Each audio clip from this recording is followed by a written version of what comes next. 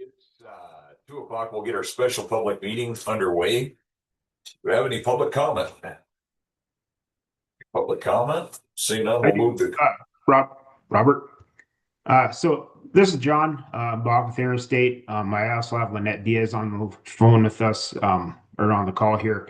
I did just send you guys an email regarding the Brockton Water System Preliminary Engineering Report that you guys signed the task order for here back in, I believe it was May. So we're going through the application for the funding applications right now. And I know this isn't on your agenda, but with the funding package, their CDBG requires a 1-to-1 match. And the total project cost is 90,000. So we were going to request from the commissioners a letter of commitment for $5,000 to pay for that PER. If that is awarded. I know it's not on your agenda, but I guess Lynette can give you a little more background on what that request is and the reasoning for it. We can add that in under additional, John. Then we can get a little deeper into it, and then we can, if we need to vote on it, we can take care of it down there if that works for you guys. That works perfect for us if it works for you. All right, sounds good. Commissioner update, Gordon. You got anything for us? Let's Guess we see. didn't skip you, Doug. We're just going to go a different direction. Last week we had the John Osland dedication of buildings for the John Osland building. I had the honor of attending that. He was a great commissioner in the Yellowstone County, dedicated a building to him. We had a fire call on Tuesday. There's one county is in restrictions for the state of Montana. And other than that, there's no other fire stuff. That was it. And maybe at the end of the meeting, I'd like to talk to Frank and Natalie, reserve some time at the very end of the meeting. I got 3 things I'd like to go over with them. Yep. And then we'll do that at the end of the meeting. Yeah, we can put that under some new business. Doug, Nothing. It's been real slow. I'm not doing that. Brockton, deal with Sam down there trying to find water shut offs yesterday. Yeah, I took some maps down, but we're just having a hard time finding their water shut off valve for the elevator. Some old. Hey,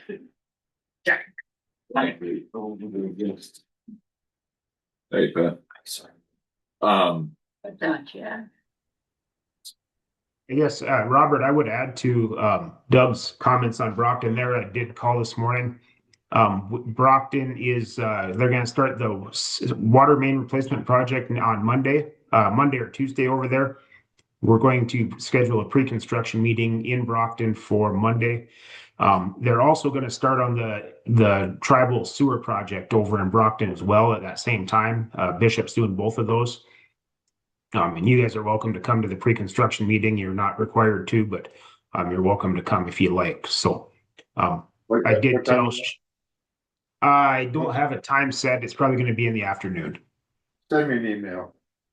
Okay. Okay. We'll do that. And well, I guess along with that, we put it on social media that we're doing this project starting Monday, so there might be some intermittent water shutoffs. And this has been a long time coming. Hopefully with this updates and things, we can get some of the water pressures taken care of. So hopefully this puts town of Brockton back on track to where a lot of the citizens would like to be. So with that, on my side of the commissioner update, not a lot going on. We've had some downpours of rain scattered throughout the county, so been talking with Derek quite a bit. There's culvert up by Rockies Dam that they've got to dig out that got washed out. Road closure sign up there where we put on one of the slabs, the Burdette slab had some acid washing on that right on the county line up by the Daniels County line.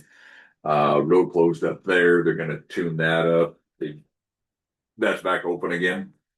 Okay. So a lot of the things I've been dealing with is Derek and road issues. He's been working tirelessly trying to stay on top of road conditions. Kind of has the crew scattered. I know some of the some of the taxpayers have said they haven't seen a blade in a while, and they're just trying to hold these roads together with these downpours of rain and getting gravel hauled out. So, we welcome the rain. If Mother Nature will cooperate, we kind of get back to the schedule of hauling gravel and blading roads. But right now, it's just holding the roads together with the washes and stuff. So, any comments on commissioner updates? Okay, seeing none, we need a motion for the minutes for the regular public meeting, June 30th. I'll make a motion to approve them. Second. Motion is second. Any discussion? Seeing none, all in favor? All right. Motion passed. Minutes for the month of June 2026. Do we have a motion? I'll make it to approve. Second. Motion is second. Any discussion? Seeing none, all in favor? All right. Motion passed. Motion for claims approval for June 30th in the amount of $416,358.14. Make a motion to approve. Second. Motion is second. All in favor? Motion passed. Down to pay raises, and it's that time of year, annual pay raise for road department employee Charles Pribernow. Do we have a motion? Motion. Second. Motion is second. This is from base pay to E1. All in favor? All right. Motion passed. A motion to approve annual pay raise for road department employee Jonah Reininger. Motion to approve. Second. Motion is second. This will move Jonah from an E5 to an L2. Any other discussion? All in favor? All right. Motion passed. Annual pay raise for aging services employee Evelyn Heckman. Motion to approve. Second. Motion is second, moving up one range. Any other discussion? Seeing none, all in favor? Aye. Aye. Motion passed. Annual pay raise for detention center employee Curtis Red Eagle. Do we have a motion? Motion approved. Second. Motion is second. This will move him up one grade, readjusting the range. Any other discussion? All in favor? Aye. Passed. Annual pay raise for extension services employee Mary Household. We have a motion. I'll make a motion to approve. Second. Motion is second. This will move up one.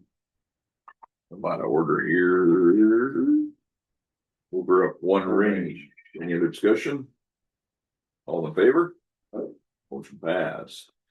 Motion for the annual pay raise for dispatch employee Brittany Lash. We have a motion.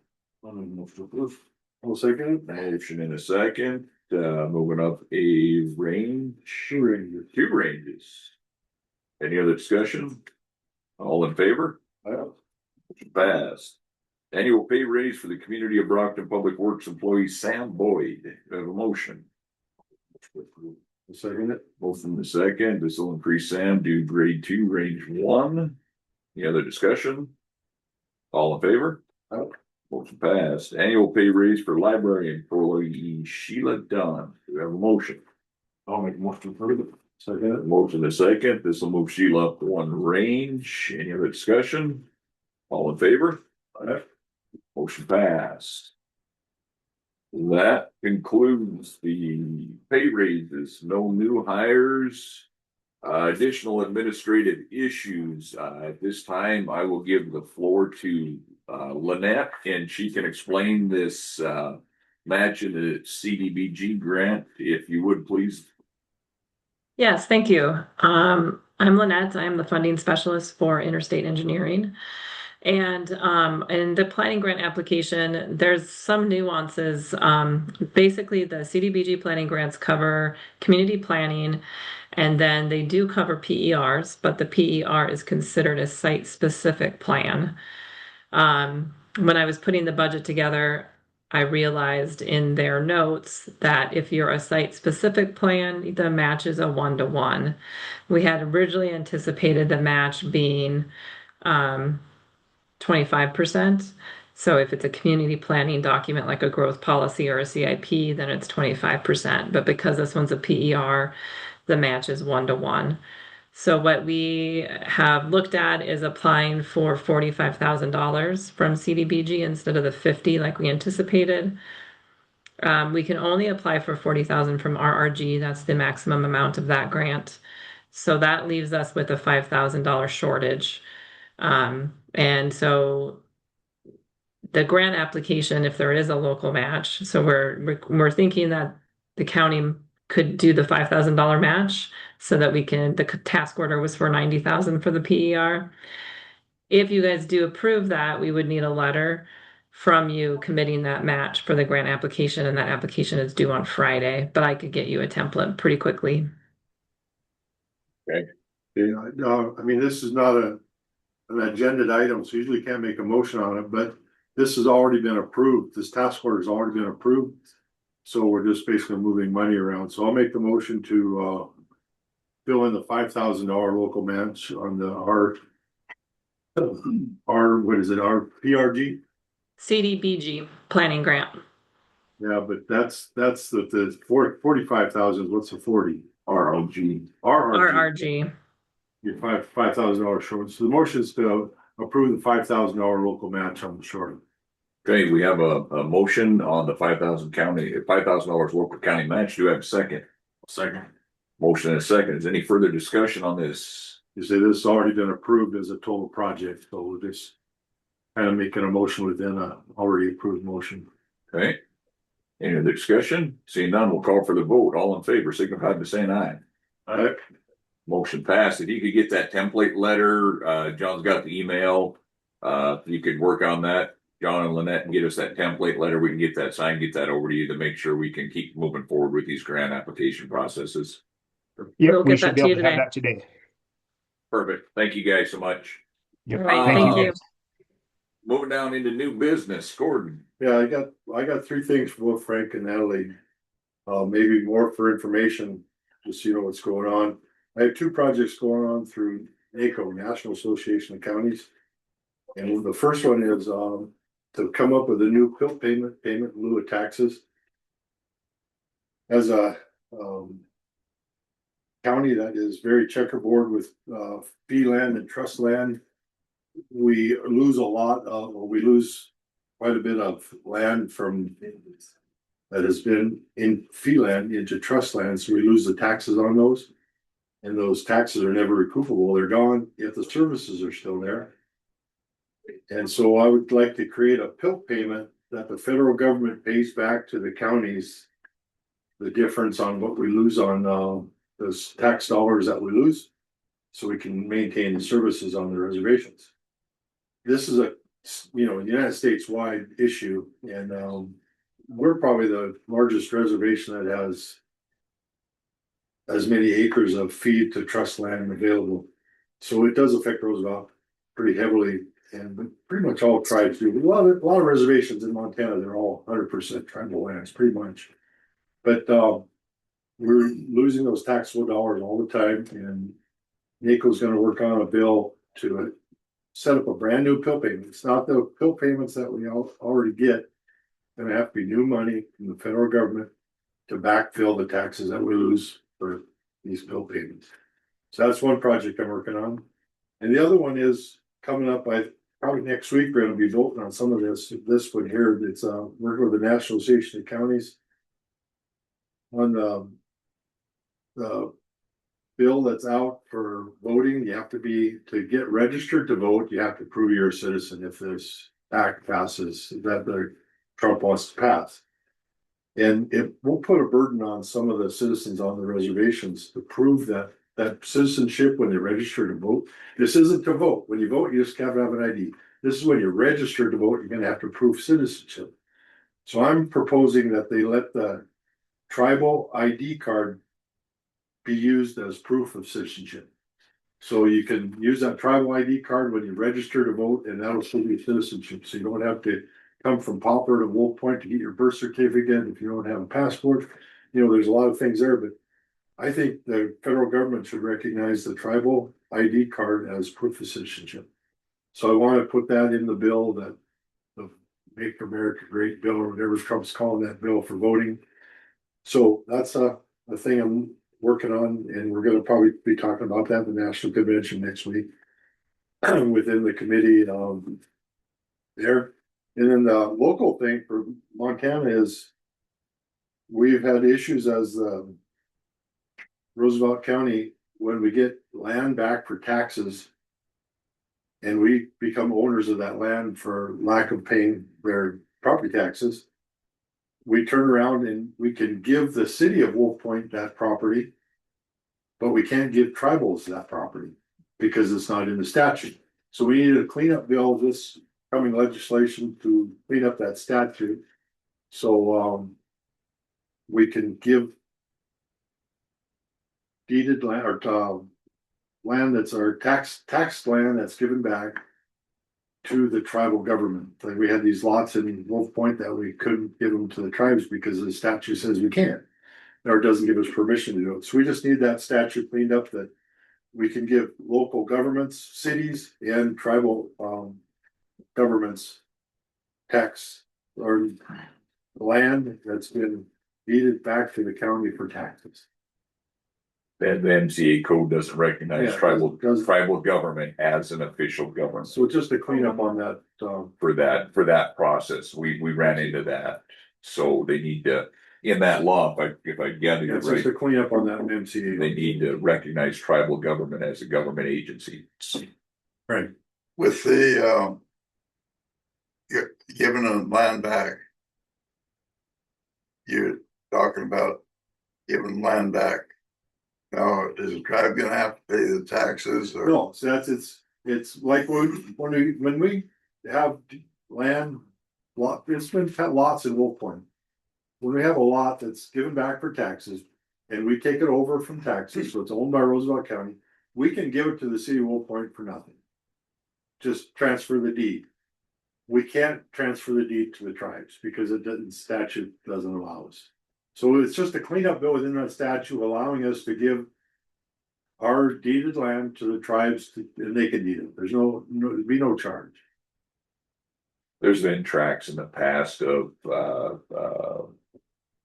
24 of 12,000 interest Oh, yeah. in a chunk of ground, in a piece of ground that comes up for tax deed. And if they would clean that bill up, that would recognize tribal government, and we ended up taking it on tax deed, we could just turn around and put it, but give it to the tribes or transfer it to the tribes. And that would increase their ownership in that piece of property. I think currently there's some down, you and I looked like down by Fort Kip or All that something. got sold, but Yeah. no, our last sale, yeah. 100% of it Yeah. got sold. So we don't have it right now, but that has been an issue with very small portion of land. It would be nice to have that option that we can just go ahead and transfer it over to the tribes if they were recognized. But the negative thing is on this is when we do that, that loses our taxes. I was just talking about a bill payment for taxes. Now I'm saying, let's give land to the tribes and we're gonna lose our taxes on that. But if it benefits both entities, which like those lots in town that the tribes have, Brownsfield money to clean them up. Let them, it'll benefit both government entities. So, you talk out of both sides of your mouth. Well, once you don't want to give it to the tribes because you're gonna lose the taxes on it. But if it's gonna benefit both things, we should have that option to be able to do that. Community approach. And I know they're gonna ask for a sponsor for this bill, and it'll be a NACO bill, the Montana Association of Counties bill, so we'll see how that. I would like your support on that. Absolutely. Well, and I can talk to Frank, for sponsoring. That'd be my incident. In currently on the bill payments, there currently are bill payments out there for state and federally owned ground that goes back to the counties because there's no taxes collected on them. And I think that's The federal bill payments. We don't but there's want to open that can of worms. This is gonna be a brand new bill. but there's nothing on tribal land if they go into trust. And there's been some big purchases by the tribe, which I understand that. It just We lose about $10,000 a year in property taxes to trust land. trust. But there again, 60% of that goes to the schools, 40, not even that, 65% goes to the schools, 35% goes to the counties. So it affects the schools more than it does the towns. The schools lose them funding. Counties do, county government does too, but it affects the schools a whole lot more than the county. But then there's some federal dollars that it doesn't affect for kids wise, so it's a little, not quite that. Cut for, cut dry, but yeah, them are three items that it's working on right now, two federal and one state. Any questions on any of those or? Explain them better, or if you got questions, please tell me. And I think those are my personal opinion. I think those are very beneficial. The ID is a big one that I see that would benefit nationwide. I think acknowledging tribal government as a government entity and MCA code is a big one. There would have been quite a few properties that I think we would have just signed over to the tribes had that been. Are we gonna have Mako present? The president? Well, yeah, it'll be a Mako bill. We haven't voted on it yet. I can't say it's gonna happen, but in our commission in September, we'll vote on the resolution to either do it or not do it, but yeah, I don't think it's very controversial. It's just the only thing's controversial about it is we lose the taxes on it when we give it to the tribes. But it won't be you have to, it'll be you can. You know. And I have a question, from what you've heard, and I realize it's probably early on, the supports, from the National Association of Counties about the tribal ID, has that been viewed as relatively positive? so Yes, far? very much so. Yeah, we've had a lot of meetings. Doug's been sat in on some of these and he's helped me with this. Yeah, it's very much, neither one of these, both these things. National Association of Counties is supportive. The pill payments are already in their white papers. They already have a stance on that. But this ID stuff just came up with this bill. It was supposed to be passed already, but they keep on postponing it. And right now, NACO's against the bill as a total because they just think it's a burden on all the counties. That's a lot. So if we can maybe put some positive things in there, maybe it'll be better. Thank you. So to me, it's the three not very controversial things, but it's stuff we gotta discuss and talk about. I think that tribal ID would be a very beneficial thing to have. I think if you can get across if it's a recognized ID at one time, you can get back and forth into Canada with that, right?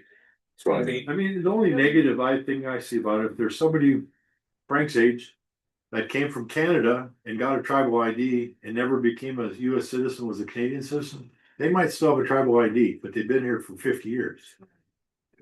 You know, maybe they came out of Canada, they were a Canadian citizen, they came to the Fort Peck Reservation and been here for 60 years and have a tribal ID. Maybe never done the paperwork. I don't know, but still they're a US citizen. I'd be concerned, as far as I'm concerned. So I think a tribal ID would be a good way to go. And Doug was talking, you can put different stuff on tribal IDs. Each tribe has their own different things they can do. They're getting pretty sophisticated. I've seen Yeah. them scanning them now. They're. Yeah, so have the stripes on them and all kinds of. if they can kind of make it kind of part of this laws from now on, always make sure it's, I guess you have to have proof of citizenship when you get a tribal ID now. Yeah, when you apply for enrollment, you gotta provide a birth certificate if you're born after a certain. Yeah. 62 or whatever it is. 64, something like that, 1960. Yeah. Well, the ones before that, it might be an issue, but I don't think it's an issue. You So know what I'm saying? Such a small, I know just even as a provider, the number that don't have their even driver's license, when we were asking for enrollments for, Yeah. it's a lot. So I would say the likelihood of a rarity of somebody born before 1960 something. Worried about them being Yeah. a US citizen versus the volume of people that don't have other types of Yeah, IDs. if we can get it, Way we can just use the tribal ID that's just proof of citizenship. That's only not to vote. It's just for registering to vote after this vote, or if this bill passes. If it goes through. Yeah, it's still, some version of it's gotta pass, so we'd like to get this in that version that it passes. No, it might not be this year, but anyway. okay. Any other discussion? Seeing none, I'll call for the motion to adjourn, sorry. That makes motion. Second, we're adjourned 2:25 PM. Thank you, guys.